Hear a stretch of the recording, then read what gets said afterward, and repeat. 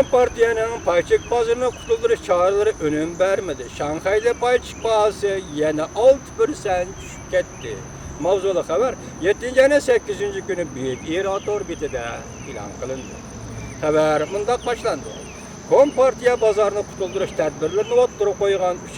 günü de Şanghay payçık bazarda baha yine 6,97% düşüp gitti.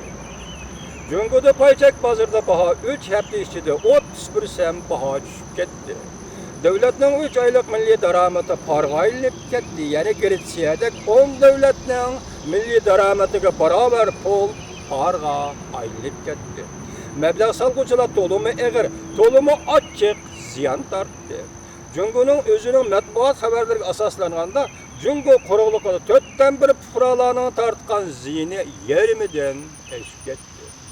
Payçık bazarda pay bahasının düşüp ketişini çekleş için Kompartiya 7. ayının 4. gün nazaret kılış komitetinin yığınını çakırıp Merkez Halk Bankası'nı çakırıp ciddi yığın açtı.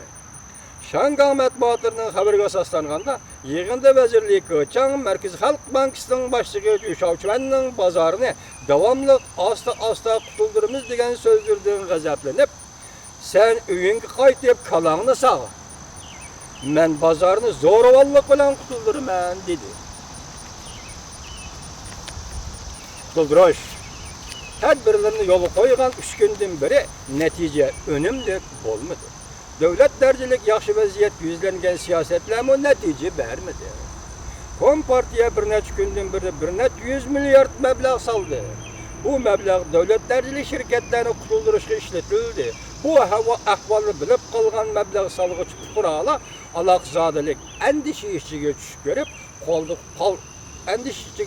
qoldi va qo'lidagi payni sotishga boshladi. 6. kuni Torbet bloglarida qoch, paychiqlar Torbet abonetlari qoch, mushu vaqtda qochmasang qachon qochsan, tez qoch deb xabar yetkazishdi. Paychiq o'sishdan to'xtab qoldi. Qacholaydigining qoch deyishdi. Demek bu yerda qo'lidagi payni setib etib, qacholaydigining qoch deyishdi. Qaysi bir shirkat beni analiz qilaydi. Qaysi bir shirkat paychaklarni bozorga solganda uni setib olg'uchilar foyda va ziyonni ko'zda tutib setib oladi. Shirkatning ishlab chiqarish yaxshi bo'lsa, foysi yaxshi bo'lsa, paychiklarga foyda tegadi. Aksicha bo'lganda paychiklar ziyon tortadi. Jungo shirkatlarining holi bugun ne bo'ldi endi?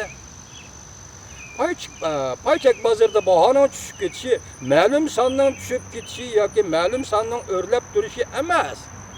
Balki shirkatlarning jonajon manfaatiga bog'liq hodisa bu. Masalan, dorigarlik, aviatsiya, temir yo'l, po'lat temir sanoat shirkatlarining paychaklarining holi shu bo'lsa, bu shirkatlarning o'zining umumiy ahvoli zodi nima? Reis Xi Jinping bu ishlarni qanday hal qilmoqchi bo'lyapsiz efendi?